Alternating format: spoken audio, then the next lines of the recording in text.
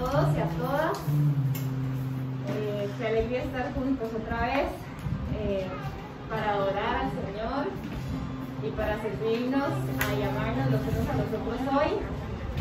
Antes de orar, nada más quiero recordarles que este lunes las chicas, todas las chicas están invitadas a las 7 de la noche para compartir un rato. Como los martes está haciendo el discipulado, que era el día de nuestro estudio, nos vamos a reunir una vez al mes, el segundo lunes de cada mes. Entonces este lunes nos toca a las 7 acá.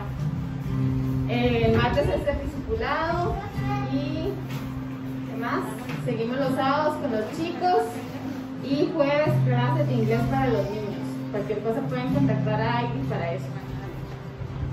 Y mañana también estudio de hombres a las 7:30 en la casa de Billy.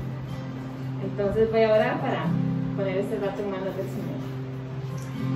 Gracias, Señor, por este día que lo has hecho, Señor, para tu gloria y para exaltarte, Señor. Yo te pido que nos ayudes a tener un corazón humilde, un corazón receptivo, un corazón desprendido, que busque lo tuyo, Señor, que se concentre en lo tuyo y no en nosotros, Señor, no en lo que hay a nuestro alrededor, ni lo que tenemos o lo que no tenemos, lo que nos pasa o no nos pasa, sino que podamos, Señor, por medio del Espíritu Santo, estar enfocados en hoy, Señor, para adorarte de la manera en que mereces ser adorado y que podamos conocerte, Señor, como has dispuesto que te conozcamos, Padre. Permitirnos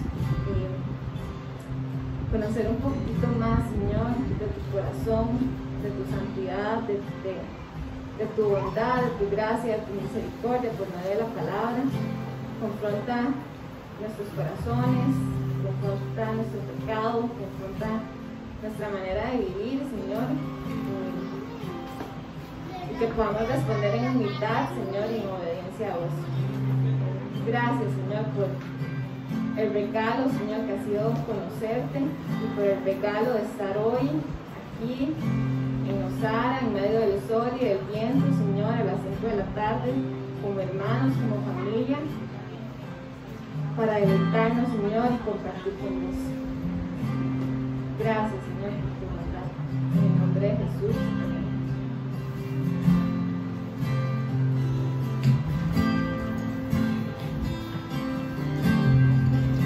Vamos a tomar un tiempo para adorar y alabar al Señor por quien es, por lo que Él ha hecho por nosotros. Y es necesario que avivemos nuestra alma y le podamos decir: alma mía, bendice a Jehová, bendice mi ser su santo nombre.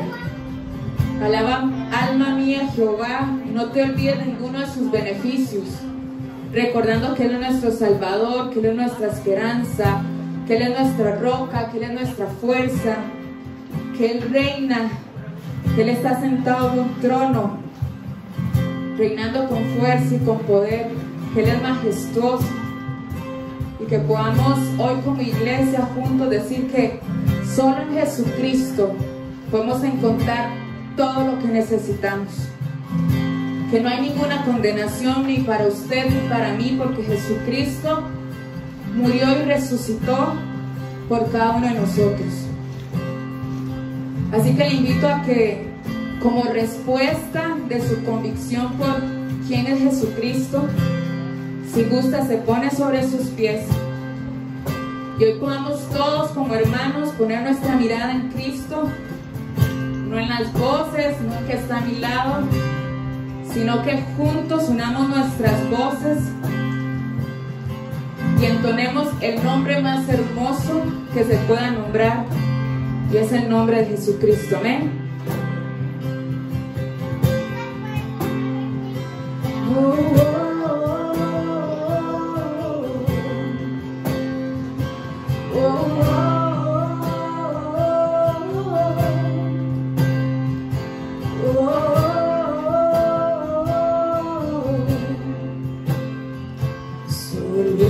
Jesús, confianza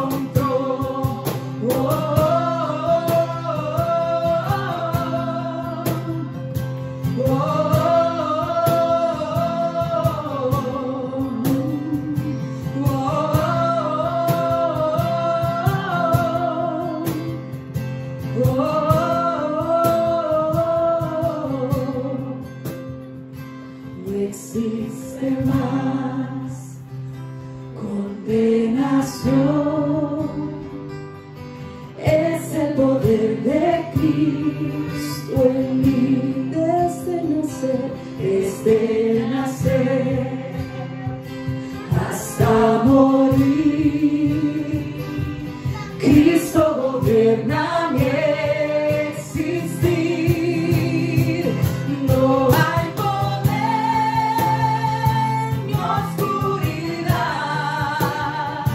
que de mí pueda separar. Hasta el volver voy yo partir en el amor de Cristo estoy.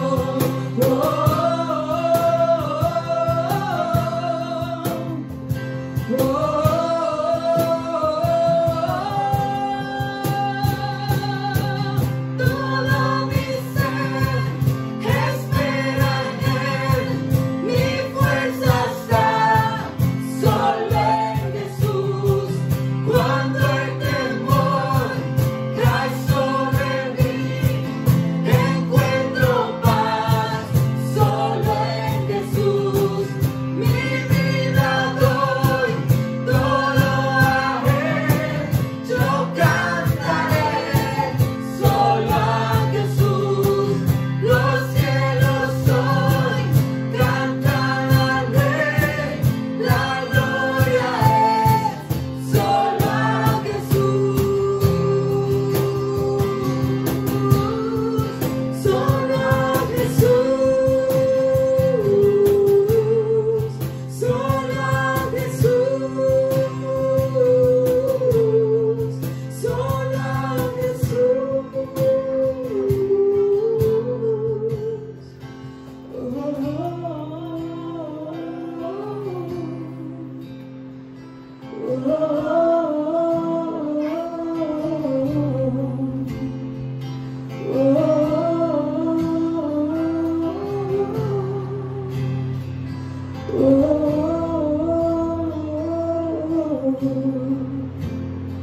Así es, Señor, tú eres nuestra esperanza, eres nuestra roca, eres en quien tenemos que correr, Señor, y hoy corremos a ti, reconociendo, Señor, que te necesitamos. Yo no sé si usted en esta tarde ha venido con alguna preocupación, alguna carga o alguna circunstancia, pero le queremos recordar en esta tarde que hay una esperanza y es Jesucristo, el cual nos ha prometido que su yugo es fácil, que su carga es ligera, que podemos ir a Él indistintamente de las circunstancias. Él está ahí para abrazarnos, para fortalecernos, para ser esa roca. Que hoy sea un momento donde usted genuinamente pueda decir: Señor, tú eres mi esperanza, tú eres mi justicia, en ti dependo, tú eres mi confianza. Que en cualquier circunstancia, Señor, tú seas siempre el Rey de nuestras vidas, papá.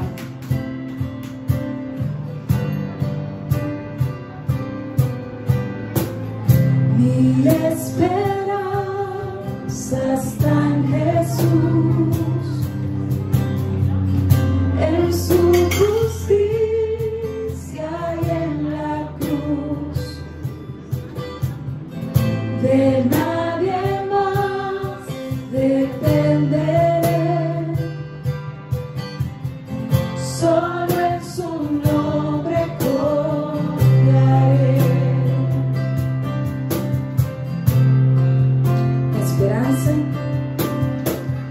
Mi esperanza está en Jesús, en su justicia y en la cruz. De nadie más depende.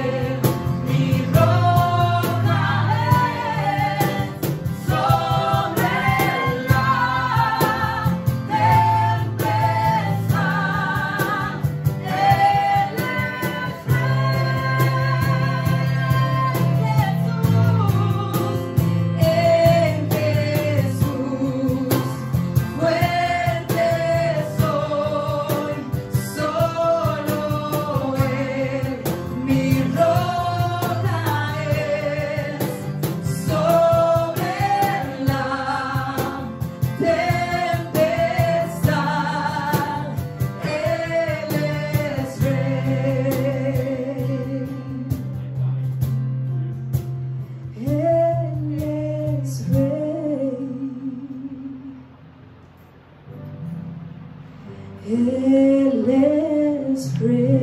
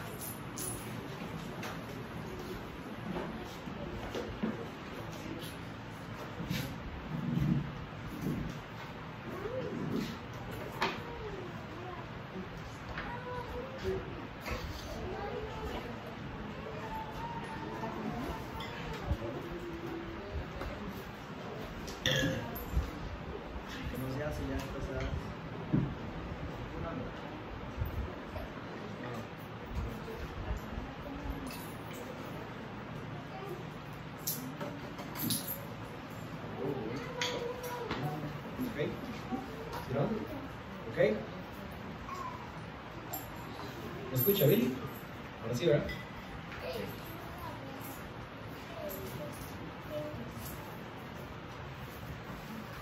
Ok. Bueno, un corto anuncio, parte de los anuncios que dimos al inicio. El consejo de la iglesia ha estado orando y tratando de hacer lo mejor posible para seguir los lineamientos que la ley nos exige con el tema de la pandemia, pero al mismo tiempo analizando y tratando de ver, ¿verdad?, qué es lo más conveniente y qué se está practicando todavía. Nosotros hemos tratado de hacer una investigación y orando, obviamente, y la investigación no ha sido demasiado fructífera porque muchos de los protocolos no han sido actualizados desde octubre, principalmente en áreas como, por ejemplo, las reuniones de las iglesias y demás, por lo menos en el tema de ciertos usos de mascarillas y distanciamientos y demás, y han sido actualizados en otros lados para, por ejemplo, las escuelas y esas cosas. Bueno, entonces hemos tratado de leer lo más que se pueda para tratar de llegar a una conclusión de lo que está practicando Costa Rica y también de lo que se está viendo en el mundo, tanto en organizaciones privadas como en organizaciones públicas. Por lo tanto, nadie está... Vamos a ver, voy a decirlo así, ojalá me entiendan. Hemos decidido como iglesia seguir usando la mascarilla cuando estemos interactuando entre las personas a menos de 1,80 m de distancia, ¿verdad?, a la entrada de la iglesia, a la salida de la iglesia. Hemos decidido seguir usando la mascarilla mientras cantamos. Gracias a Dios somos una iglesia que canta duro, ¿verdad?, por el corazón que tenemos por el Señor, y creemos que la mascarilla sigue teniendo mucho propósito según lo que entendemos que la ley dice y lo que se ha entendido de la manera en que se comporta el virus. Pero si ustedes quieren, ya una vez sentados en sus burbujas, pueden quitarse la mascarilla. Estamos la mayoría a 1,80 m de distancia. Las burbujas han tratado de ser establecidas responsablemente, y mientras ustedes están sentados, básicamente están casi que respirando, ¿verdad? No están ni hablando ni demás. Entonces hemos llegado a la decisión de que si usted se siente cómodo, puede quitarse la mascarilla mientras está sentado. Al final, como obviamente nos gusta saludarnos y orar los unos por los otros y demás, sí los animamos a que se vuelvan a poner la mascarilla. Pero bueno, eso es con ese tema. Skin, ya vi que se mascarilla. Bien, otra manera en la que adoramos a nuestro Señor y Salvador es por medio de las ofrendas. Entonces, Mariana me va a ayudar a recoger las ofrendas el día de hoy. Responsablemente se está poniendo su mascarilla. Y después vamos a orar como iglesia para presentar esas ofrendas al Señor. ¿Ok?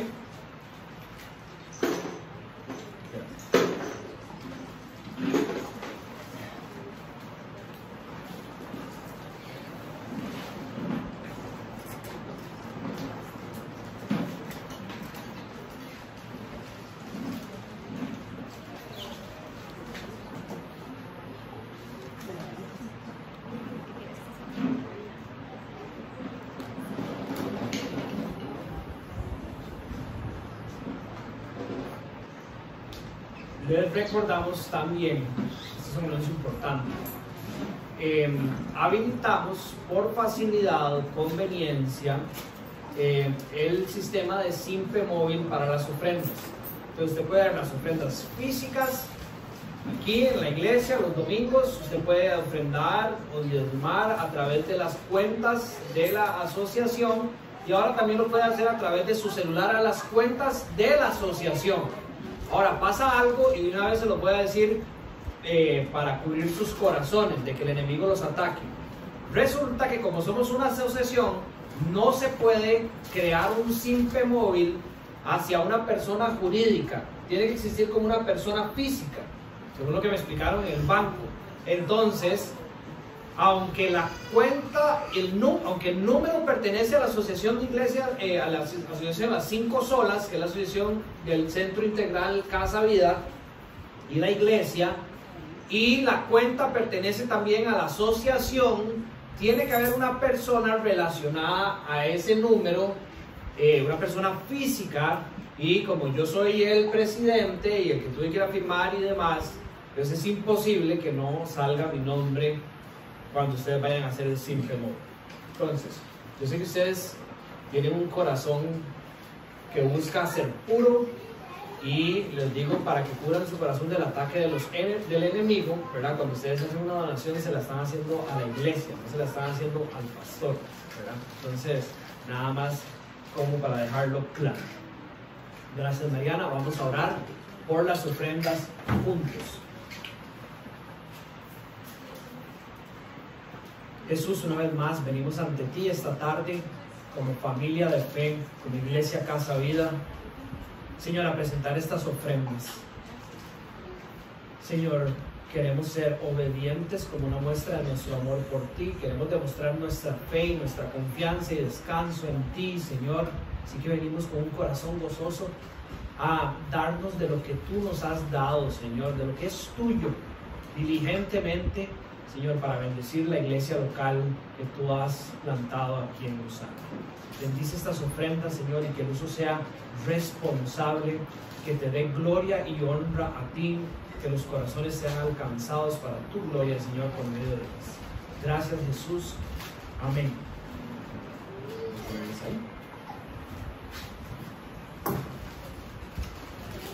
Bien, nosotros continuamos con nuestra serie de enseñanzas basadas en el capítulo 5, 6 y 7 del Evangelio de Mateo, la sección que San Agustín denominó como el Sermón en el Monte. Pues pueden abrir su Biblia, San Mateo capítulo 5.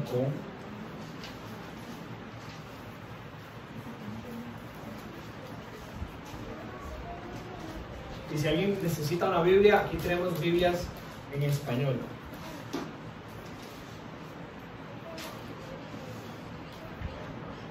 Ok, como todo es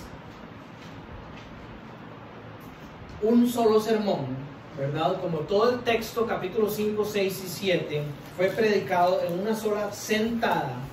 Al igual que cuando hemos estudiado una carta, los voy a animar a que lo sigan leyendo, ojalá antes de la reunión, como un todo, como Jesús lo entregó. Jesús subió a ese monte, inicia, cuando él vio las multitudes y se sentó. Y dice que sus discípulos se acercaron Y tomando él la palabra, comenzó a enseñarles. Y cuando termina el capítulo 7, dice que cuando él terminó de hablar, toda la gente que estaba admirada de cómo les enseñaba, porque lo hacía con plena autoridad y no como sus maestros de la ley. Jesús se sentó y enseñó para nuestro entendimiento capítulo 5, capítulo 6 y capítulo 7. Léanlo para que lo tengan fresco y puedan tener claro el contexto de lo que estamos estudiando. El sermón en el monte inicia con las bienaventuranzas. En el 2021, Casa Vida se ha propuesto a que por medio de la palabra de Dios y la guía del Espíritu Santo revisemos nuestros corazones, porque queremos ser una iglesia que más que simplemente hacer lo que se supone que hace la gente que va a la iglesia, seamos discípulos genuinos de Jesucristo, que como resultado de eso cumplimos las obras que el Señor nos ha llamado a cumplir. Las bienaventuranzas describen las 8 características de todo ciudadano del reino de los cielos. No está de más recordarle lo que ya hemos estudiado en las semanas anteriores. Usted no puede ser un cristiano de 3 bienaventuranzas o de 4 bienaventuranzas. Gracias, ¿no?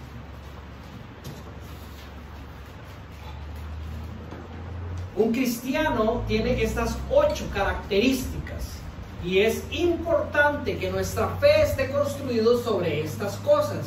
Los ciudadanos del reino de los cielos no son otros más que los que han encontrado dentro de ellos bancarrota espiritual y levantan sus brazos a Cristo como su Salvador y como su Señor. Son los pobres de espíritu, son los que mendigan sabiendo que en ellos no hay nada que pueda ser bueno y agradable a Dios, y van a una fuente externa. Son aquellos que tienen hambre y sed de justicia. Al entender quiénes son ellos, van a una fuente externa. Ya no puede haber en mí, y con humildad, otra característica, llorando por esta realidad de la que estoy compuesto, de la carne, vamos a una fuente externa para buscar rectitud, la rectitud de Cristo en nosotros. Somos misericordiosos, somos de corazón puro, buscamos hacer la paz, y vamos a ser perseguidos por caminar de la misma manera en que el Señor Jesús, nuestro Señor, caminó aquí en la tierra. Estos son los ciudadanos del reino de los cielos. Esto es lo que el Señor ha hecho en nosotros con un propósito. Ese propósito está dividido al principio del sermón en 2 de manera general. Número 1, somos llamados a ser sal y somos llamados a ser luz. Ahora, recuerden que este discurso es el discurso inaugural del reino de los cielos aquí en la tierra por el rey de ese reino. Es la primera vez, según el registro de Mateo, entre varios de los discursos que él registra en su evangelio, en que el rey de este reino se dirige a grandes multitudes para hablar de cómo funciona su reino, de quiénes son los ciudadanos y qué es lo que el Señor espera ver en esos ciudadanos. Y puede haber un sentimiento de que son nuevas noticias las que estamos recibiendo.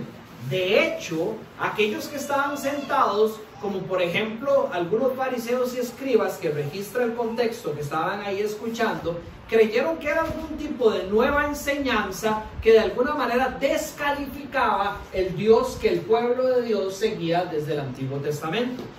Y yo quiero decirles que no hay nada nuevo en lo que Jesús está explicando cuando llama a sus ciudadanos a ser sal y luz. De hecho, obviamente hay ciertas diferencias por lo que está sucediendo ahora que el rey ha llegado, ese Mesías esperado. Pero el Dios del Antiguo Testamento también había llamado a su pueblo a ser sal y luz. El mismo Dios, obviamente, entiéndanme y traten de seguirme en la manera que estoy hablando. El pueblo de Israel había sido escogido por Dios de entre todas las naciones con el propósito de mostrarle al mundo quién era Dios. Y a través de sus profetas y de los patriarcas y de los jueces le enseñaron no solo al pueblo de Israel, le enseñaron a todo el mundo quién era Dios y cuál era su voluntad. De alguna u otra manera, obviamente diferente que como sucede en la era de la iglesia, Dios había llamado a Israel, a su pueblo, a ser sal y luz en la tierra. Pero en el punto en que Jesucristo está enseñando esto parece tan nuevo, porque creo que Israel había perdido su sabor. Y creo que Israel había dejado de reflejar la luz de Dios. Cuando usted estudia los 400 años de silencio que hay entre el Antiguo Testamento y el Nuevo Testamento, usted se da cuenta de la confusión espiritual que había en el corazón del pueblo de Dios, del pueblo de Israel. Ya no estaban siendo luz a las naciones y ya definitivamente no estaban rigiendo sus vidas por la palabra de Dios, sino que habían un montón de otros intereses personales, políticos y económicos que era lo que regía el caminar del pueblo de Israel. Y cuando Jesucristo viene con esta enseñanza revolucionaria, parece ser algo nuevo, pero les insisto, no es la intención de Dios llevarnos a cosas nuevas. La intención de Dios, y con el Nuevo Testamento también, es llevarnos a lo más viejo, si lo pudiéramos decir así, porque es el mismo Dios, el Dios que le habló a Abraham, el Dios que le habló a Adán y a Eva, el Dios que le habló a Isaac, el Dios que le habló a Jacob, el Dios que le dio las leyes a Moisés. Es el mismo Dios que habla hoy a nuestros corazones, y Dios quiere que lo abracemos de esta manera. Cuando Jesucristo viene, y lo dice bien en el Evangelio de San Juan y en los demás evangelios, a decir solo lo que su Padre lo mandó a decir y a hacer solo lo que su Padre lo mandó a hacer, es con la intención de que nosotros abracemos y demos gloria al Padre a través de Él. No para que nosotros nos agarremos de un nuevo cristianismo muchísimo más lindo y lleno de amor nada más en Cristo Jesús. No, para que abracemos todo el consejo de Dios, toda la voluntad, quien Dios es, nos enamoremos de Él y vivamos en dependencia de Él. Dios había dado de manera precisa y perfecta la guía que su pueblo debía seguir para poder alcanzar los propósitos que Él tenía para su pueblo, que fuera sal y luz. Nos dejó su ley, nos dejó su voluntad de palabras del inicio y después la dejó escrita para que el pueblo pudiera ser sal y luz. Pero el pueblo de Dios, gobernado por la carne y alejado de Dios, esto no lo estoy inventando yo, vean los exilios que sucedieron, estudien un poco la historia del pueblo de Israel en los libros de profecía del Antiguo Testamento, había logrado el pueblo de Dios desfigurar la palabra de Dios de tal manera que cuando Cristo vino al mundo, parecía traer algo completamente diferente y nuevo a lo que ya se les había dado. Esta serie de enseñanzas, principalmente en el capítulo 5, considero que son de suma importancia porque lastimosamente la iglesia de hoy ha dejado de ser luz y ha perdido su sabor. Es muy probable que muchos de nosotros, al igual que me sucedió a mí cuando por primera vez estudié este sermón, nos demos cuenta que dentro de nuestro cristianismo, al igual que dentro del pueblo de Israel, hay un montón de creencias familiares y de tradiciones heredadas que no son la palabra de Dios ni la voluntad de Dios para la iglesia. Que cuando escuchemos lo que Jesucristo va a enseñar, especialmente en el capítulo 5, digamos, esto es nuevo, esto es ajeno a lo que a mí me han contado que dice la Biblia. esto es ajeno a lo que yo he visto practicar en otras iglesias, y podamos creer que es una enseñanza nueva, pero no. Estamos a punto de montarnos en un bote que nos va a llevar por un viaje donde vamos a redescubrir la verdad de Dios como iglesia. Y eso nos va a llevar a que en nuestras vidas y como congregación podamos adorarlos verdaderamente. Pongamos atención entonces al texto que tenemos enfrente de nosotros hoy. Mateo capítulo 5 del versículo 21 al 26 en la Nueva Biblia de las Américas dice así: Ustedes han oído que se les dijo a sus antepasados: no matarás, y cualquiera que cometa homicidio será culpable ante la corte. Pero yo les digo que todo aquel que esté enojado con su hermano será culpable ante la corte. Y cualquiera que diga insensato a su hermano será culpable ante la Corte Suprema. Y cualquiera que diga idiota será merecedor del infierno de fuego. Por tanto, si estás presentando tu ofrenda en el altar y allí te acuerdas que tu hermano tiene algo contra ti, deja tu ofrenda allí delante del altar y ve, reconcíliate primero con tu hermano y entonces ven y presenta tu ofrenda. Ponte de acuerdo pronto con tu adversario mientras vas con él por el camino. No sea que tu adversario te entregue al juez y el juez al guardia y seas echado a la cárcel. En verdad te digo que no saldrás de allí hasta que hayas pagado el último centavo. La semana pasada estudiábamos el versículo 17 al versículo 20 y Jesucristo nos enseñaba que Él de ninguna manera venía a anular la ley, sino que Él venía a cumplirla perfectamente. La ley tenía tres propósitos, o tiene tres propósitos, unos pasados y otros presentes. El número uno, había un propósito de redención. Es gracias a la fe en la obra de Jesucristo que hemos sido redimidos ante Dios. Hemos sido perdonados y liberados del castigo que merecíamos por desobedecer la ley. Entonces, en la ley, un propósito de redención.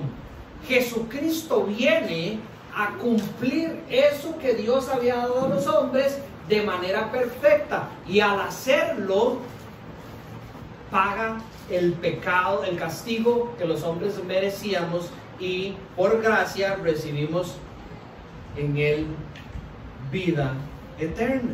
Había también un segundo propósito, o hay, este es presente, un segundo propósito de salvación. Como les enseñaba la semana pasada, la ley nos muestra la voluntad de Dios para los hombres, el carácter de los hombres. Cuando usted estudia la voluntad de Dios en su palabra, ella revela quiénes somos los hombres, cuáles son nuestras características, cómo es nuestro corazón, cómo es nuestra vida de pecado. Tiene el propósito de mostrar eso a de abrir nuestros ojos en ese sentido, y también contiene las buenas nuevas. En la ley, las buenas nuevas de salvación. Eso hasta el día de hoy. No solo la voluntad de Dios, no solo el carácter del hombre, sino que las buenas nuevas de salvación en Cristo Jesús, donde se hace activo el propósito anterior de la redención. Pero también había un propósito de instrucción. Obviamente todos están relacionados, pero es para el propósito de la enseñanza que los he separado. Había un propósito de instrucción. La ley muestra la voluntad de Dios perfecta y eterna para que el que los practique y los enseñe sea grande en el reino de los cielos. ¿Se acuerdan lo que decía el versículo 18 y 19 que cualquiera que, el 19 principalmente, que cualquiera que practique y enseñe esto que Jesucristo ha venido a confirmar, toda la ley de Dios, es el que será reconocido como grande en el reino de Dios. ¿Y qué significa ser grande en el reino de Dios? ¿Alguna vez se han preguntado lo que significa ser grande aquí, en el reino de los cielos y por toda la eternidad? ¿Qué significa ser grande? Los que enseñan y practican estas cosas serán grandes en el reino de los cielos. Ser grande en el reino de los cielos tiene que ver con disfrutar a Dios. Con disfrutar a Dios. Los cristianos alcanzamos la grandeza para la cual fuimos creados cuando estamos en una comunión genuina con nuestro Creador. Y para eso tenemos que abrazar al Creador, abrazar su voluntad, practicar su voluntad y enseñar su voluntad. Y ahí nuestro gozo y disfrute en Dios. Abro paréntesis, por eso es que los cristianos que no están practicando la evangelización de alguna manera se están perdiendo el disfrute de Dios. ¿Por qué? No porque no están evangelizando, sino porque la evangelización es el resultado de un encuentro genuino, profundo con Dios. Cuando usted crece en su disfrute con el Señor, eso lo va a llevar a una reacción natural y genuina de querer compartir a ese Dios. La semana pasada me llamaron de Lice, me dijeron que ya se me había vencido el plan. Entonces me fui a dar una vuelta a ver qué es lo que está pasando. Me dijeron que podía renovar el plan y el cuento en el que uno siempre cae, ¿verdad? De que ahora hay un teléfono, entonces yo nunca me voy por el más nuevo, me voy por el más viejo que tienen, pero aún así siempre es más nuevo que el que ya tengo. Entonces uno se pone como demasiado feliz, ¿verdad? Porque viene con cosas nuevas. Ayer estábamos teniendo una cena con una familia y resulta que ella tiene un teléfono, creo que es mejor que el que a mí me van a dar, pero un teléfono más nuevo que el que yo tengo. Y estaba tomando fotos de noche, uno de esos iPhones. Y hacía unos toques ahí que yo no podía creer las fotos que estaba tomando de noche. Eran increíbles. Es decir, las fotos del iPhone mío de noche son malísimas. Esas eran buenísimas. Como que agarra diferentes luces y quedan fotos increíbles. Yo no sé si a ustedes ha pasado, pero cuando ustedes tienen un celular así, con algo nuevo, y usted descubre una nueva aplicación, y usted empieza a disfrutar esa nueva aplicación, usted la empieza a compartir con todo el mundo, ¿no es cierto? ¿No es cierto? La nueva cámara, o se encontró una nueva aplicación de Biblia, o una nueva aplicación para buscar la música, o una nueva... Apenas usted se topa a alguien con un teléfono que le dice, ya viste esto, ya tienes que probarlo, es demasiado bueno. ¿Por qué? Porque hemos encontrado algo con lo cual nos gozamos y tenemos disfrute y queremos compartirnos con las demás personas para que ellos también la disfruten. La evangelización es el resultado del disfrute genuino de Dios. Nosotros queremos abrazar la voluntad del Señor toda. Queremos abrazar al Señor todo para crecer en el disfrute de quién es y para compartir quién Él es. Ese es el tercer propósito que tiene la ley. Dios revelando hacia los hombres para nosotros abrazarlo, ser grandes por medio de disfrutarlo a Él y por medio de compartirlo a Él. Claro, ¿cómo va a ser posible que nosotros encontremos a ese Señor si nuestro entendimiento de la Escritura es malo?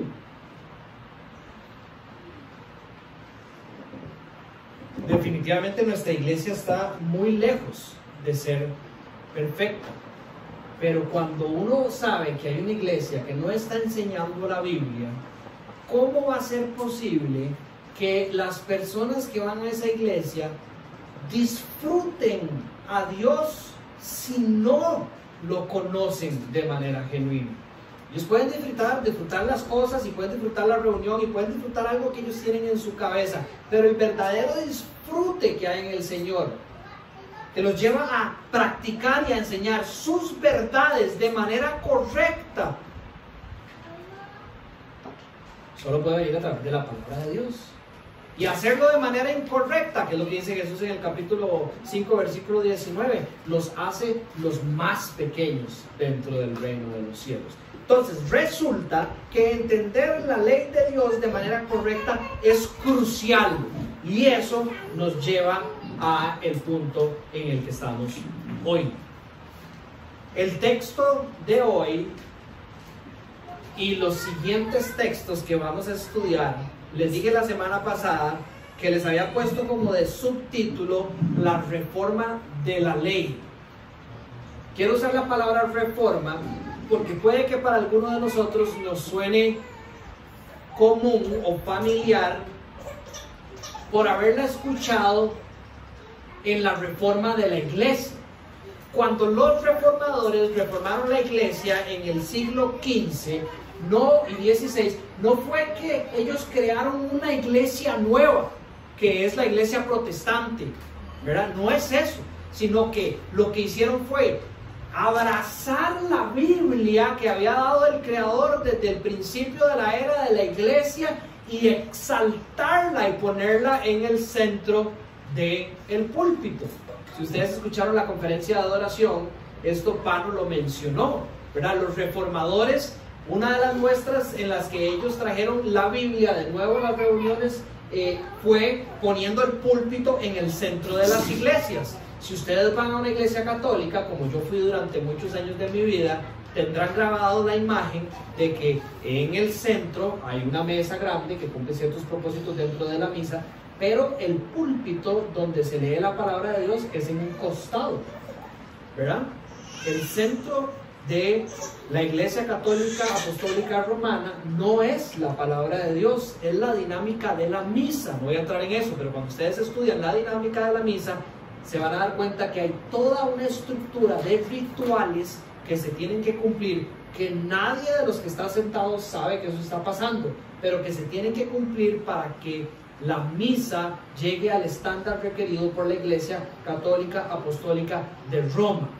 No voy a entrar en detalles, pero para que ustedes me entiendan mejor. Por ejemplo, el padre tiene que levantar la Biblia un número de veces, tiene que hacer ciertas señas con la mano un número de veces, tiene que pararse y reclinarse ante la copa un número de veces. Todo está establecido, ritualizado, para que alcance un estándar establecido por esta iglesia de Roma. Los reformadores dejaron todo eso de lado, todos esos rituales, y trajeron al centro de la reunión de la iglesia la palabra de Dios. El púlpito en el centro, la palabra en el centro, porque el centro es Cristo, su palabra, y eso es lo que estamos llamados a hacer, llamados a predicar y a enseñar y a vivir, ¿verdad? Entonces, no era una iglesia nueva. Lo que hicieron fue rescatar la iglesia que Cristo le había dado a los hombres. Cristo en estos momentos no está dando una nueva ley. Lo que está haciendo con el pueblo de Israel es rescatando la ley. Y recuerden, la ley no son los 10 mandamientos que Dios le dio a Moisés. Es la voluntad de Dios revelada a lo largo de todo el Antiguo Testamento y en el Nuevo Testamento, ¿verdad? Lo que Cristo está haciendo es trayendo eso al centro del reino de los cielos y haciendo a un lado todo el montón de tradiciones y de ritualismos que el pueblo de Israel había puesto en el centro y que nosotros tenemos que revisar para no estar haciendo lo mismo. Entonces,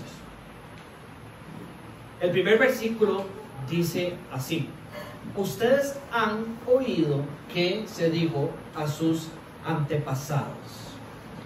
Así inicia la sección de versículo 21, del versículo 27, del versículo 31, del versículo 33, del versículo 38 y del versículo 43 del capítulo 5 de Mateo, de esta sección del sermón.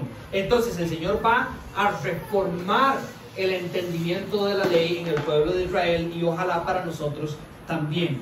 Errores que tenemos que evitar.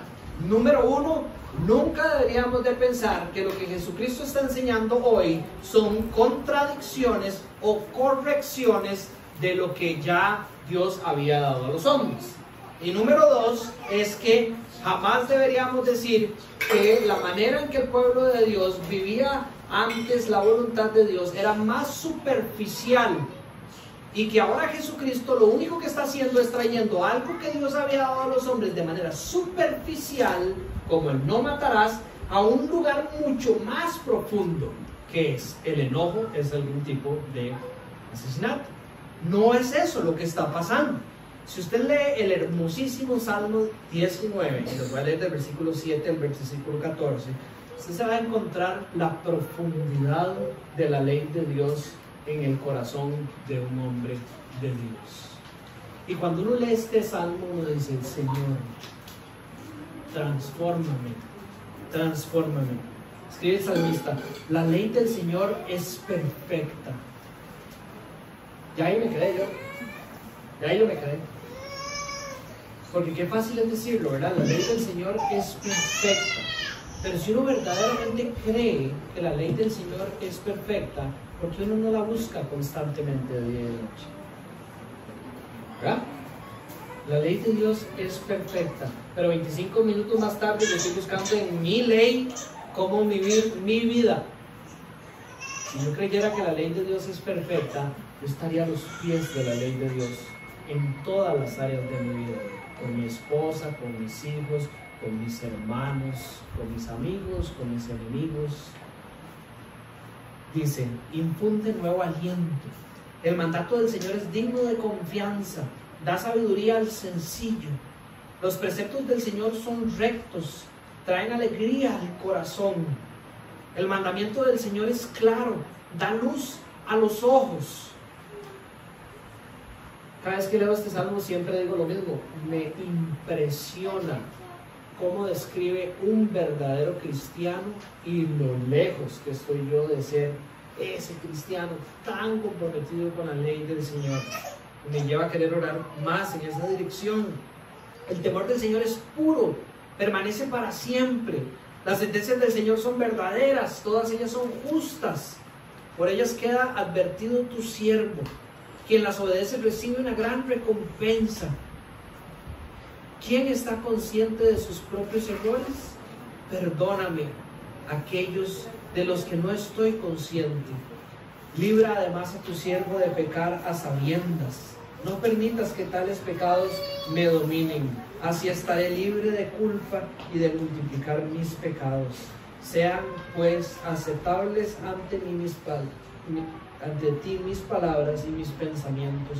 Oh Señor, roca mía y redentor. La profundidad de la palabra de Dios siempre ha estado y ha calado profundamente en el corazón de los hombres de Dios. Entonces, aquí definitivamente no es un tema de qué fue lo que se dijo y de cómo se dijo, sino de quién lo dijo y cómo lo dijo esa persona. No de qué fue lo que dijo Dios y cómo lo dijo Dios, sino quién dijo las cosas y cómo las dijo esa persona.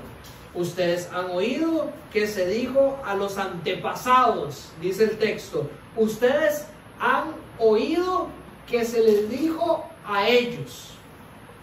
Y de aquí el primer principio que quiero sacar para el día de hoy.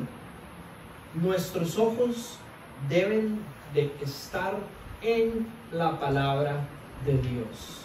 Nuestros ojos deben de estar en la palabra de Dios. Este es un principio que va a aplicar de manera general para todos los versículos que mencioné, todas las secciones, las 21, 27, 31, 33, 38 y 43. Nuestros ojos deben de estar en la palabra de Dios, porque, como les dije al inicio, nos vamos a dar cuenta que nosotros hemos oído que le dijeron a alguien tal cosa que practicamos y que creemos que es el cristianismo. Y si nosotros no tenemos un corazón como la iglesia de Berea, que cuando registra el libro de los Hechos escuchaba las enseñanzas de Pablo, se va a la palabra de Dios para ver en la palabra de Dios la unidad entre lo que predicaba Pablo y lo que el Señor había revelado a su pueblo, usted puede que esté viviendo un cristianismo desviado de la verdadera voluntad del Señor, que no tenga la capacidad de ser sal y que obviamente la luz que usted está brillando no sea la luz de Cristo. Sea parecida, pero no sea la luz de Cristo, y usted no quiere hacer eso. Puede que ustedes, iglesia, hayan oído que se le dijo a Ana. El pueblo de Israel confiaba en lo que se les había enseñado, en lo que enseñaban los fariseos y los escribas para caminar. Ustedes saben cuándo también pasó eso. La iglesia registra en su triste historia, entre el año aproximadamente 500 al 1500, lo que se conoce como los 1000 años de oscuridad del cristianismo. La Iglesia Católica Apostólica de Roma agarró la Biblia y la cerró al pueblo, y solo las personas que calificaban, como por decir el Papa y sus allegados, podían tener acceso a la palabra de Dios y a la interpretación de la palabra de Dios. De hecho, creo que mis papás nos estaban contando el otro día que todavía en Costa Rica, hace 50 años, habían iglesias donde el texto bíblico se leía en latín. En latín. Y yo no conozco a nadie en Costa Rica que hable latín. Yo no sé ustedes. Pero en la iglesia se leía la escritura en latín. Ustedes pueden creer lo que eso sucede. Que imagínense que yo en estos momentos les estuviera predicando en latín. En latín, ¿cómo les estaría leyendo? Tanayo. Yo aquí estoy echándole latín. Es decir, nadie, ni yo, ¿verdad?, entenderíamos nada. Eso era lo que estaba pasando. ¿Y qué es lo que se encuentra Lutero y los otros reformadores? Una iglesia completamente torcida, porque lo único que esa iglesia creía era que lo que les estaban diciendo era lo que supuestamente se le había dicho a las personas que me estaban hablando a mí. Entonces, digamos que Martín Lutero llega donde las personas y les dicen, con las 95 tesis que él clavó para la reforma, donde él dice, hay 95 cosas que estoy denunciando que la iglesia enseña mal, que la Biblia enseña bien.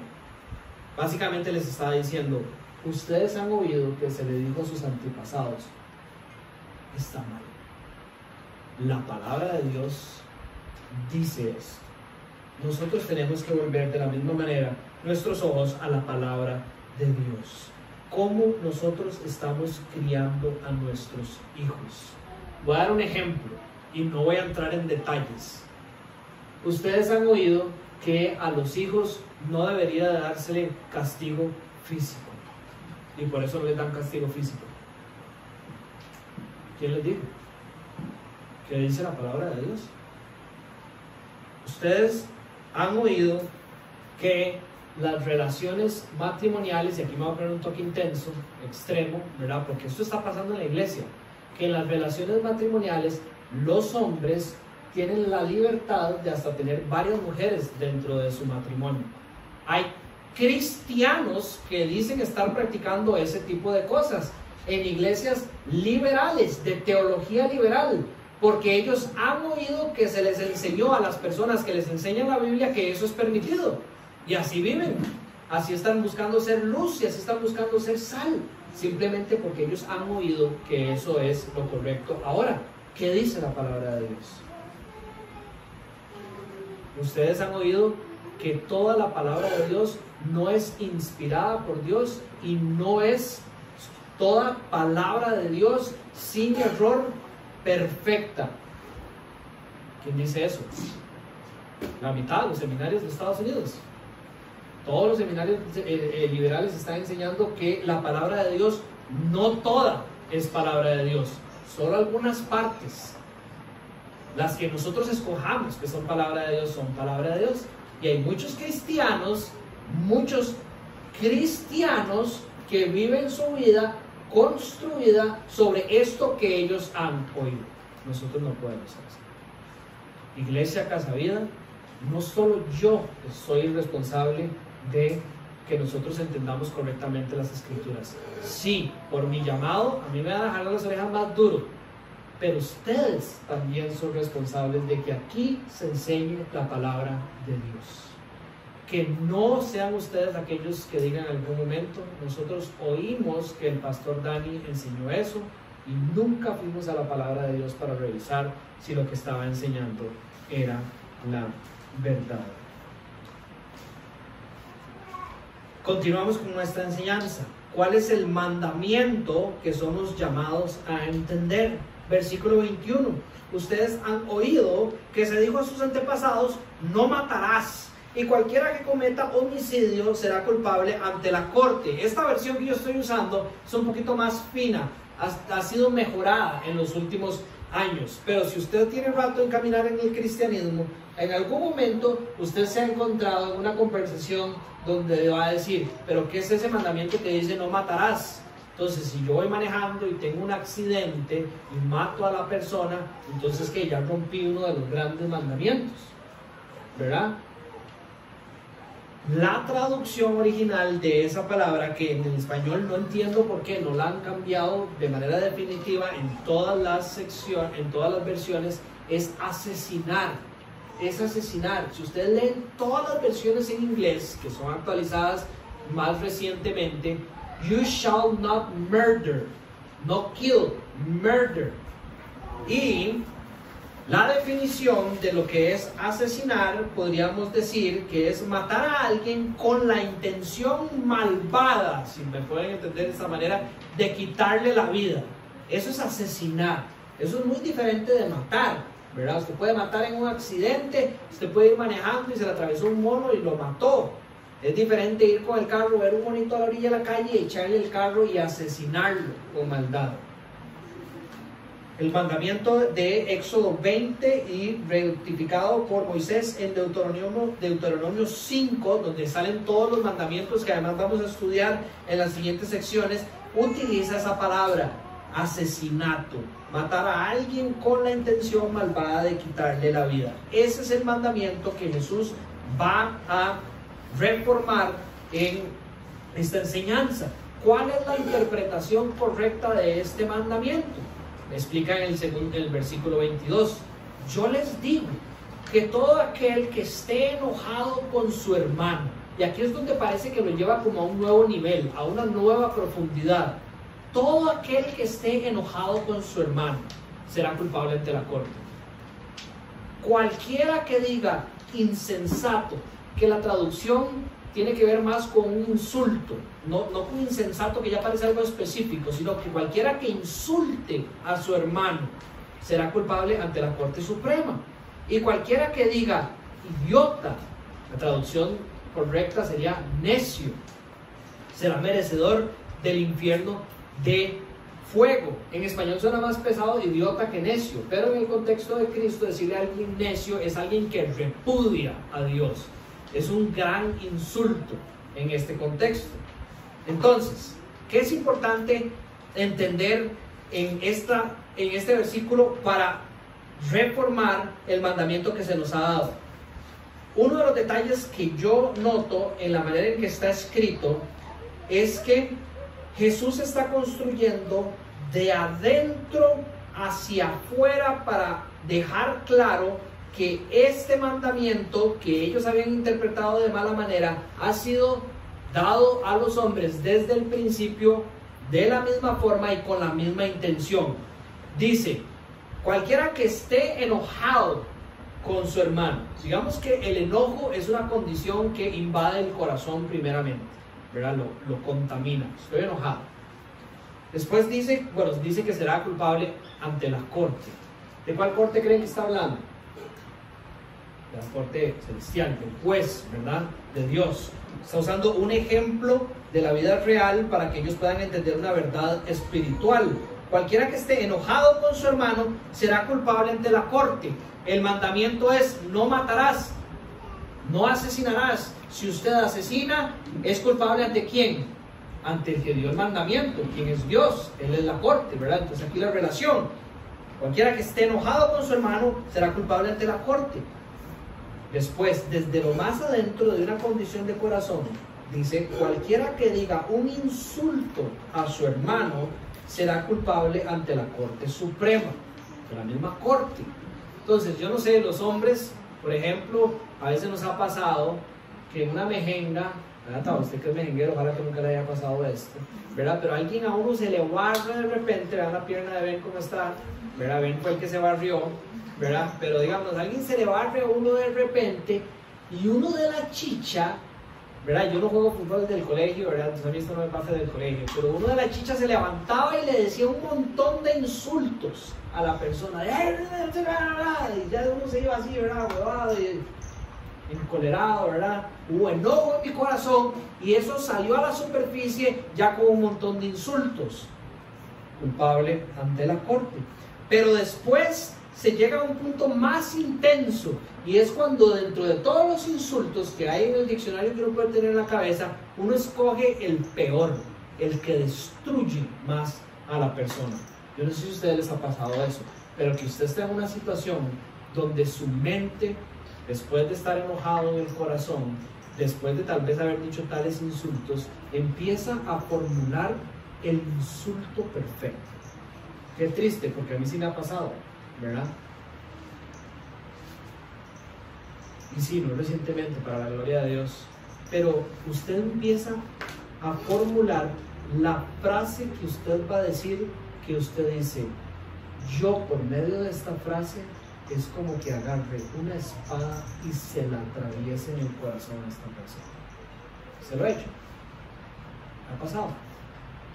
No son insultos, es como que usted dice, aquí viene el knockout, esto que va a salir ya destruye.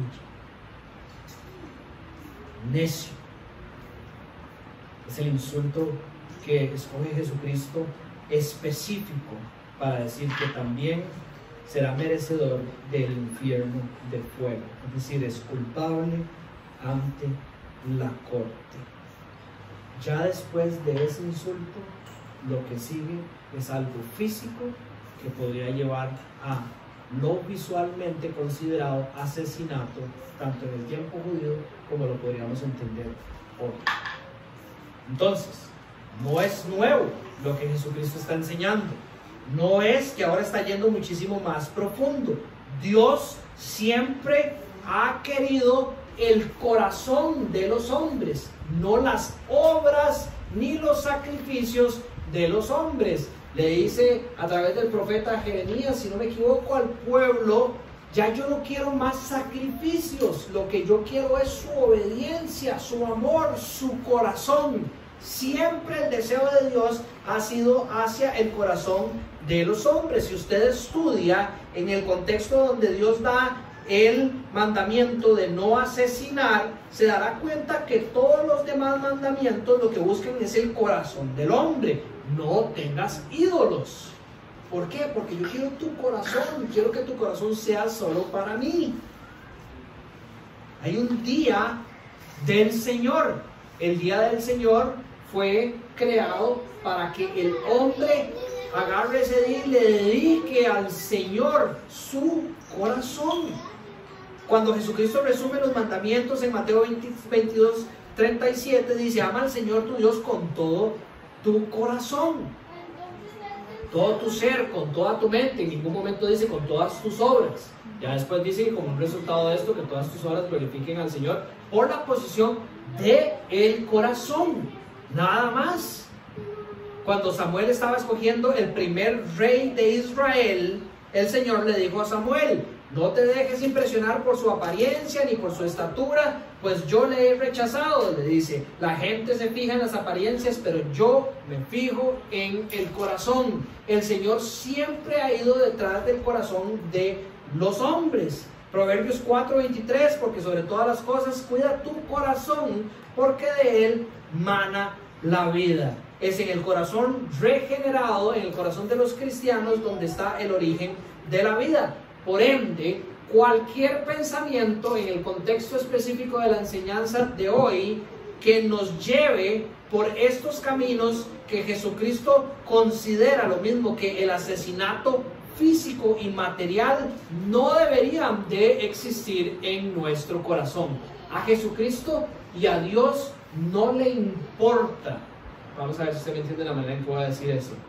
La diferencia entre usted literalmente clavando la espada o usted, digamos, o usted formulando ese sentimiento en el corazón. Es exactamente lo mismo. Si él quiere el corazón, la obra no importa. La obra es simplemente la materialización de lo asqueroso que hay aquí. Jesucristo quiere que nosotros limpiemos lo asqueroso que hay aquí.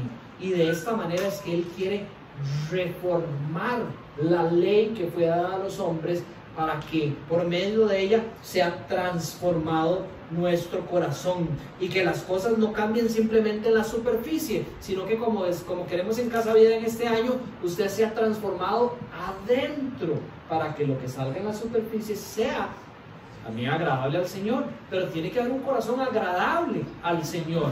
No queremos corazones que agradan al Señor en obras si adentro están contaminados, porque Jesucristo dice es lo mismo que asesinar.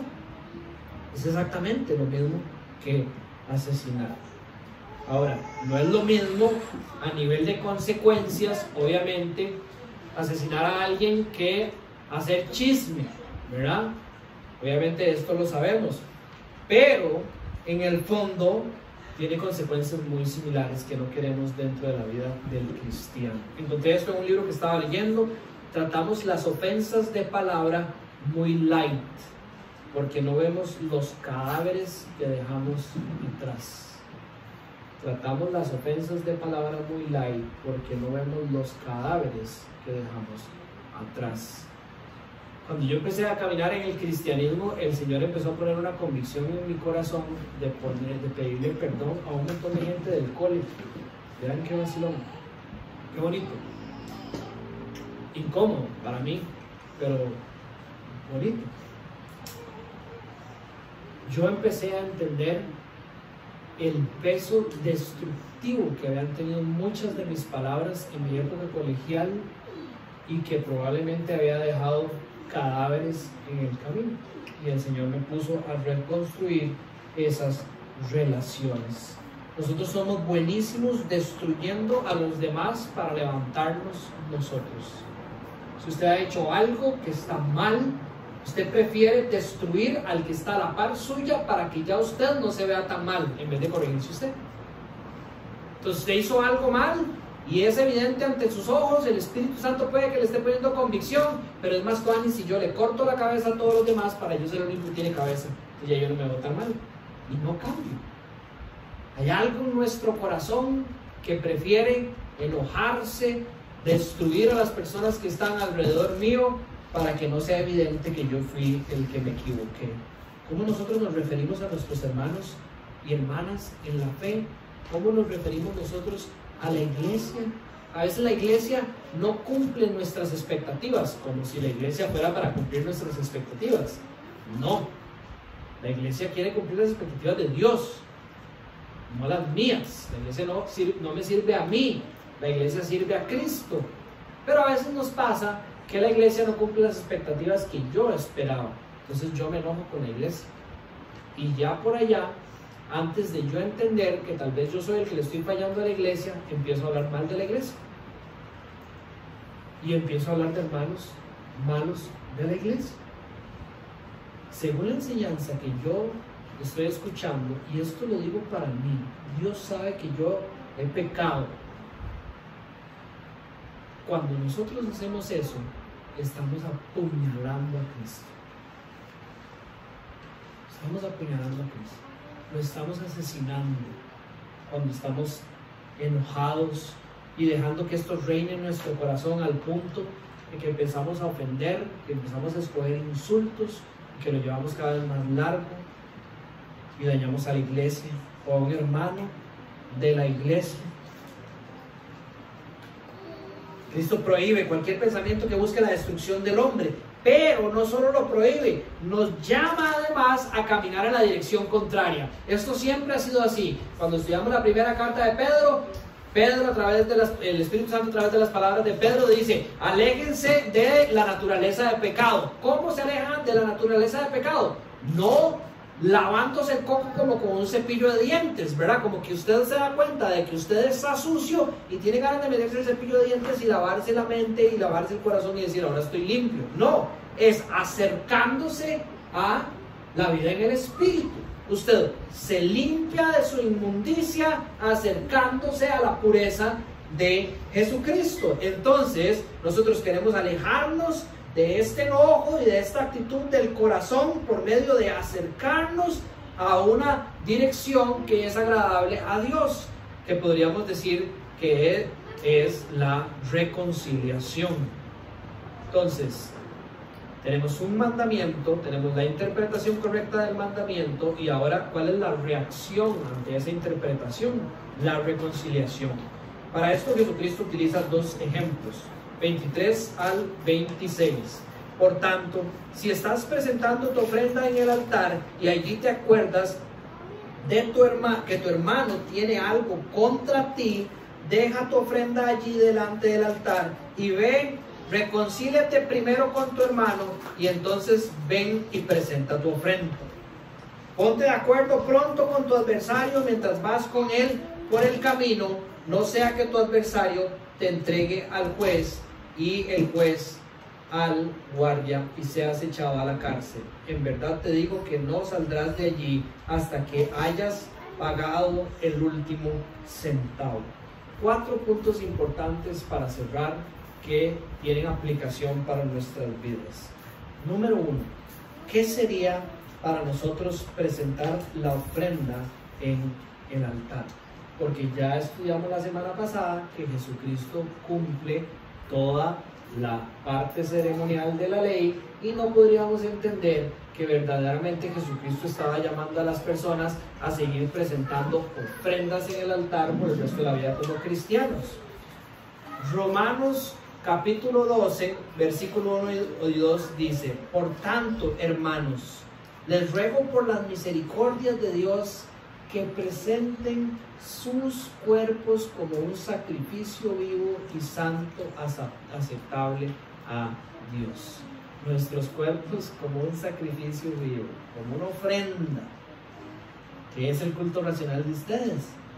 Y no se adapten al mundo, sino transfórmense mediante la renovación de su mente para que verifiquen cuál es la voluntad de Dios, lo que es bueno y aceptable y perfecto. Primera de Pedro, capítulo 2, versículo 4 al 6. Al 5, lo voy a leer.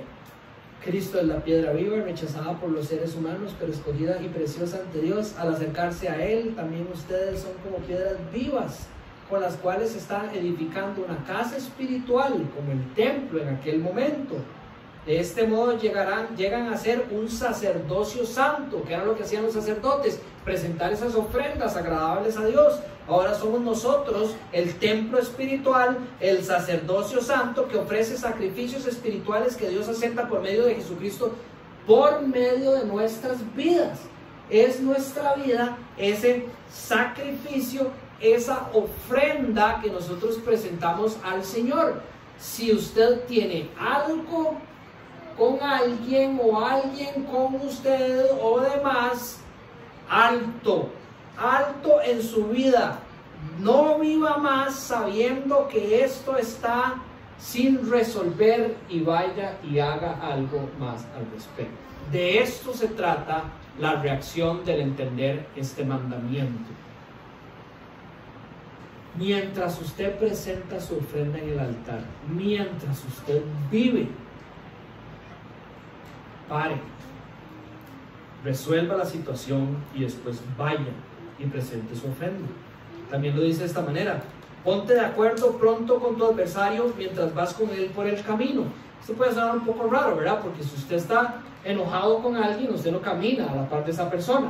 ¿A qué se refiere Jesús? ¿Cuál es el camino? La vida. ¿Hacia dónde vamos? Hacia el juez. Dice, por tanto, ponte de acuerdo pronto con tu adversario mientras vas por el camino con él, no sea que tu adversario te entregue al juez y el juez al guardia y seas echado a la cárcel. Mientras vas por el camino, es decir, mientras vives, tienes tiempo. Es un tiempo aquí terrenal para reaccionar, para abrir los ojos y ver, gracias a lo que el Espíritu está haciendo en su vida, que usted es culpable de no seguir este mandamiento y que antes de que usted llegue a la presencia del juez, usted cambie y haga algo al respecto. Haga algo al respecto. Porque dice, y aquí estoy estirando un poquito la ilustración, pero creo que nos permite hacerlo y entenderlo. Porque dice que hay que hacerlo antes de llegar ahí, porque si no el adversario lo entrega a uno al juez. Porque cuando estemos todos, cristianos y no cristianos, ante el Señor, y el Señor desnude toda la realidad de nuestra vida, si yo tengo algo con Kim, Kim va a decir, yo tengo algo con Dani que no pudimos resolver. Toda la vida seguimos agarrados y ninguno de los dos hizo algo al respecto. Ella tendrá que ser evaluada por el juez y el testimonio de ella me hace a mí culpable también ante el juez. Igual con los no creyentes. ¿Quiénes creen que van a dar testimonio de que nunca se les habló de Cristo? Los no creyentes. Cuando los no creyentes de Nosara llegan ante la presencia del Padre y digan, nunca entendimos, nunca se nos habló de vos. ¿A quién cree que van a evaluar? ¿Quiénes son los que vamos a estar ante el juez? Y el juez va a decir, mal hecho. No en temas de salvación, pero en términos de obediencia. Seremos echados ante el juez. Ahora, Jesucristo está hablando aquí también de una condición perpetua en el corazón. Es decir, si usted vive enojado, si usted vive insultando, si usted no hace nada al respecto por toda su vida y llegan los dos a la presencia del juez, será castigado hasta que pague el último centavo. Y como ya después del juicio nosotros no tenemos la capacidad de pagar porque ya no tuvimos el tiempo necesario para abrazar a Cristo, será por toda la eternidad. ¿Me entienden? Pero eso es para los no cristianos. Jesucristo está hablando en nuestro corazón y está diciendo, si usted es una persona que vive enojada, si usted es una persona que no ama a sus amigos y a sus enemigos, como vamos a estudiar más adelante en este mismo sermón, si usted es una persona que sigue insultando y no pide perdón y no busca reconciliarse, usted no es cristiano. Ya ese es el lado ultra radical detrás de esta enseñanza que él está dando. Entonces el punto número 1 era de esa aplicación, que sería que cómo debemos entender cuál es esa ofrenda que nosotros debemos presentar. El número 2 es, no es si yo hice algo malo, o no es solo si me hicieron algo mal a mí, es si existe algo malo. No es si yo hice algo malo, o no es si me hicieron algo a mí, es si existe algo malo entre dos personas. Versículo 23. Por tanto, si estás presentando tu ofrenda en el altar y allí te acuerdas que tu hermano tiene algo contra ti, deja tu ofrenda allí delante del altar y ve y reconcíliate con él, y después presenta tu ofrenda. Para que tu hermano tenga algo contra ti, pudieron haber pasado dos cosas, y por eso es que simplemente lo importante es que exista algo. Que yo hice algo y él tiene algo contra mí, o que en el corazón de él hay algo contra mí que yo sé. ¿Me están siguiendo? Entonces lo único que importa, lo único que tienen que aprender es si el Espíritu les ha revelado que hay algo en medio, como aquella canción, ¿verdad? Hay algo eléctrico entre tú y yo, ¿verdad? Que me mando, nadie se la sabe. Se la mando ahora más tarde con la enseñanza, ¿no? Si uno sabe que hay algo entre nosotros, hay que actuar. Déjame, usted se la sabe. Gracias. Hay que actuar. Si vas camino al altar y allí te acuerdas que tu hermano tiene algo contra ti, ve y actúa. Yo creo que este es el ejemplo más claro de ustedes han oído que se dijo, ¿verdad? Yo creo que aquí puede haber alguno que otro culpable igual que yo. Ustedes han oído que se dijo que si usted hizo algo malo, vaya y pida perdón. Pero si Vale me hizo algo malo a mí, Vale es la que me tiene que venir a pedir perdón. Yo estoy bien, ella está mal. No, pero estás viniendo a la iglesia y que vale, vale, ustedes no se hablan. Pero yo tengo paz con Dios porque yo no le hice nada malo. Ella es la que tiene un problema conmigo. Y ustedes han oído que eso está bien. Jesucristo dice hoy, eso está mal. Eso está mal. Si tú sabes que existe algo entre tu hermano y entre tu hermana, y él tiene algo contra ti, producto de que yo hice algo, producto de que hay algo en el corazón de ella que hace que ella tenga algo contra mí, vaya y busque reconciliarse con su hermano y después presente su ofrenda. Que eso nos lleva al punto número 3. Nosotros debemos de llegar a alguna especie de arreglo. Eso es lo que Jesucristo pide de nosotros.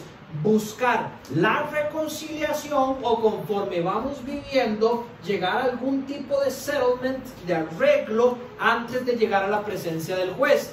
Ahora, ¿esto cómo se puede ver? De dos maneras. Número 1, la reconciliación, de llegar uno sin ningún problema y desnudar su corazón y pedirle perdón a la otra persona, sabiendo que tal vez usted no ha sido el culpable, pero que probablemente usted tiene culpa en la parte, y llegar a reconciliarse para la unidad del cuerpo, para la salud, para cubrirse del amor del Señor, como nos llama la palabra de Dios. Y usted se reconcilia. Eso es lo mejor que puede pasar. Ese es el mejor escenario. La otra cosa que puede pasar es que usted llegue a buscar reconciliarse con la persona y que la persona lo rechace. Pero ya hay una regla. Si ya yo fui donde Vale, yo le dije, Vale, me disculpo con vos porque probablemente he hecho muchas cosas en mi vida que te han hecho enojarte contra mí, ¿verdad? Tal vez ni siquiera es una ofensa directa que usted conoce, como que usted dijo algo malo de Vale, yo puedo agarrar ejemplo, nada personal con Vale, ¿verdad? Tal vez yo no hice nada directo hacia Vale, pero yo voy y me disculpo con ella y Vale me responde, no me hable usted, es decir, yo no quiero tener nada con usted, no quiero ni hablarlo y ojalá ni verlo, ¿verdad? Bueno, Vale, yo quiero que tratemos de reconciliarnos, pues yo no quiero que tratemos de reconciliarnos. Ok, ese es el arreglo. Yo busqué la reconciliación y usted no quiere reconciliarse. Ya quedó establecido. Pero tiene que haber un ejercicio responsable de parte de los cristianos de, antes de seguir viviendo, buscar la reconciliación, hacer el ejercicio de la reconstrucción entre las relaciones antes de llegar a la presencia de Dios. Oiga lo que les voy a decir, porque yo sé que muchos de ustedes están diciendo, pero es que eso puede significar que me metan una bofetada en la cara que a mí no me gusta. Es mucho mejor ser maltratado por alguien injustamente aquí en la tierra que llegar a la presencia de Dios en desobediencia. Es muchísimo mejor que usted vaya y le pida perdón a alguien y que la persona le escupa la cara, a que usted llegue donde el juez divino y el juez divino le diga, hiciste lo que te dije, y vos le digas, no, te desobedecí, preferí vivir tranquilo en la tierra que pasar feliz toda la eternidad. Entonces háganlo, busquen llegar a esa reconciliación. Y por último, ya lo sabemos, es redundante, pero es importante tenerlo claro. No podemos vivir en hipocresía frente al Señor. No podemos vivir creyendo que podemos ignorar las realidades que están a nuestro alrededor. Todos tienen la responsabilidad de orar y darse cuenta si hay algo en mi corazón, algún tipo de enojo. Empecemos por la iglesia. Dentro de la iglesia con alguien o en la comunidad, dentro de la comunidad con alguien o en mi familia, dentro de mi familia con alguien, y buscar la reconciliación. No traten de vivir hipócritamente ante el Dios que todo lo sabe y que todo lo ve. No pasen el resto del camino al juez creyendo que pueden hacerse los locos e ignorar algo que ustedes saben que el Espíritu les está poniendo en su corazón, que ustedes tienen con alguien. No lo hagan. No vivan de manera hipócrita ante el Señor. Recordemos las palabras de Colosenses que ya hemos estudiado en el capítulo 3 y con esto terminamos. Haga morir todo lo que es propio de la naturaleza terrenal. Una vez más, maten todo esto. ¿De qué manera? Construyendo lo otro. Abandonen todo enojo, ira, malicia, calumnia, lenguaje obsceno. Dejen de mentirse unos a otros, ahora que se han quitado el ropaje de la vieja naturaleza con sus vicios y se han puesto la nueva naturaleza que se va renovando en conocimiento a imagen de su Creador. Por lo tanto, como escogidos de Dios, santos y amados, revístanse de afecto entrañable y de bondad, humildad, amabilidad y paciencia, todo lo necesario para la reconciliación, de modo que se toleren unos a otros y se perdonen si alguno tiene queja contra el otro. Así como el Señor los perdonó, perdonen también ustedes. Por encima de todo, vístanse de amor, que es el vínculo perfecto. Ese es el llamado del Señor, a revisar este mandamiento en nuestro corazón y a vivir su verdadero camino y propósito dado a los hombres. ¿Alguna pregunta o algún comentario relacionado a la enseñanza? Antes de que los músicos nos guíen a adorar a través de la última canción.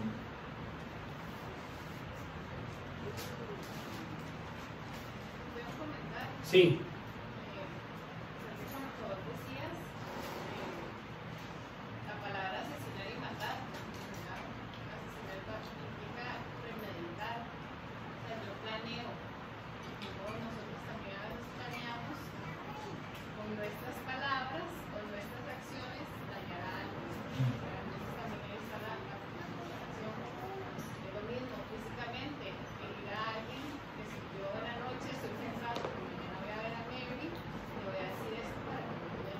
Claro. Exacto. Premeditación. ¿Sí, señor? Sí, ¿cuál es?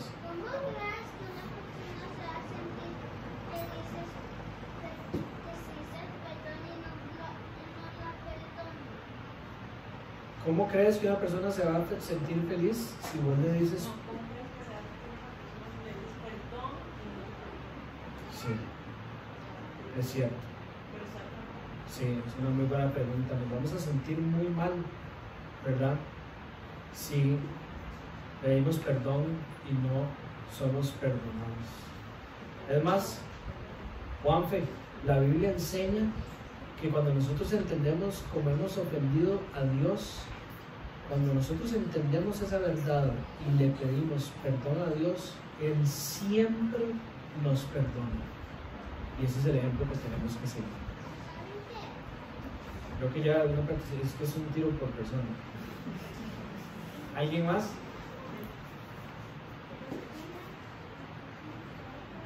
Ok. Pues bueno, participar. Aquí está nuestra hermana Linda, que nos visita de Long Island, ¿verdad? De Nueva York, por si quieren pasar a saludarla ahora. Y Linda fue en la mañana a la iglesia y después de que terminamos la reunión pasamos, we spent what, like 40 minutes more just chewing what we learned in scripture, right? Como 40 minutos más solo hablando de lo que aprendimos y todo. It was a blessing. Entonces es bueno participar. It's good to always participate and express your thoughts. Ok, bueno, vamos a cantar esta última canción. Voy a orar por nosotros para yo cerrar la noche y después cantamos y adoramos al Señor juntos. Les recuerdo ponerse las mascarillas para cantar otra vez. Padre Celestial, Señor, te damos gracias por tu palabra, por tu verdad revelada en Cristo y a través de la Escritura perfecta, santa, toda ella a nosotros, Señor. Te damos gracias por ella. Te damos gracias por tu Espíritu, Señor. Que eres el Consolador, el que explica y abre nuestro entendimiento de todas estas verdades que tú has dado a los hombres desde el principio, Señor. Te damos gracias por Él y permítenos buscarte a ti, Padre, a tu palabra, Señor, a través de tu Hijo Jesucristo y apoyados en tu Espíritu Santo para poder vivir de la manera en que tú nos has llamado a vivir correctamente, Señor. La manera en que tú nos has llamado, no la manera en que hemos oído que debemos, sino la manera en que tú nos llamas. Porque, Señor, tú has roto el velo para que nosotros podamos accesar al lugar santísimo, Señor.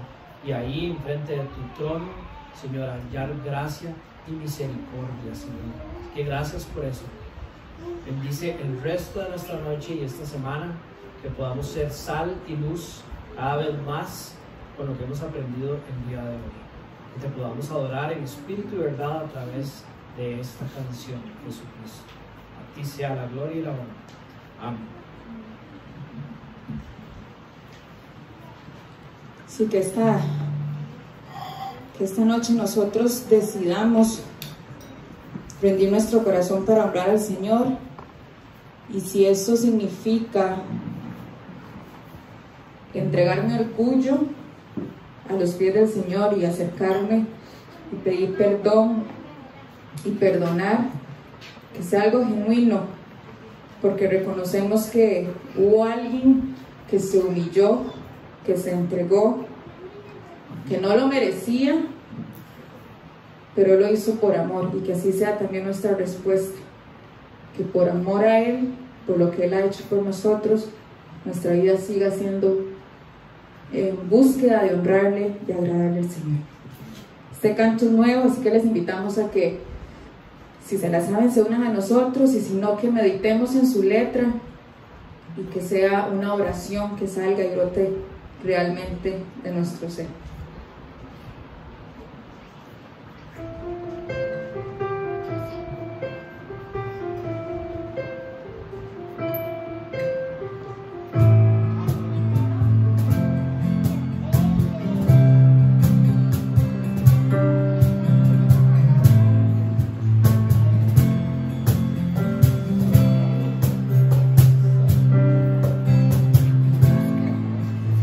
Salvador eterno, nos muestra su pasión, su amor incuestionable, en la cruz nos reveló.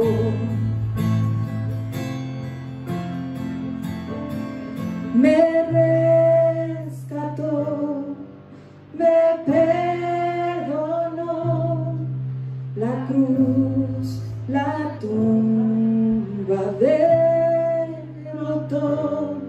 En libertad puedo vivir, la muerte Él venció por mí.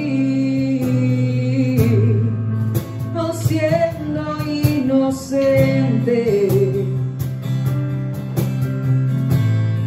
te entregaste en mi lugar,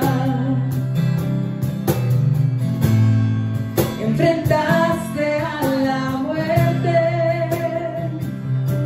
para darnos libertad. Me rescató,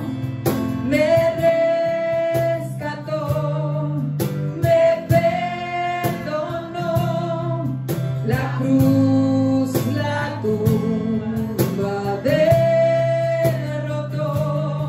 En libertad puedo vivir, la muerte venció por mí.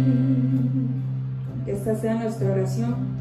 Mi vida rindo para honrarte, el Cordero de Dios ha vencido, el Rey que salva, le coronamos,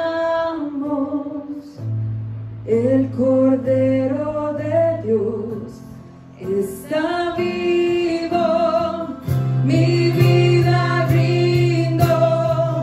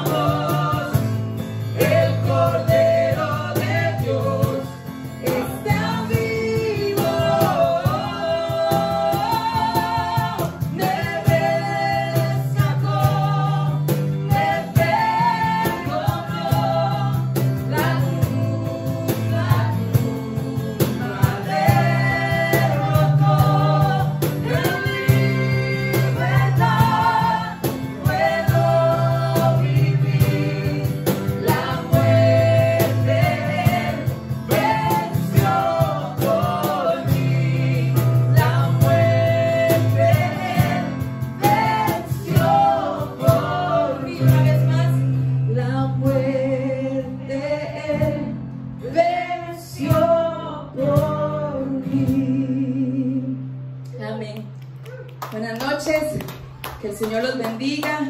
Meditemos en su palabra esta semana y recordemos las reuniones. No perdamos esa comunión como hermanos. Dios los bendiga.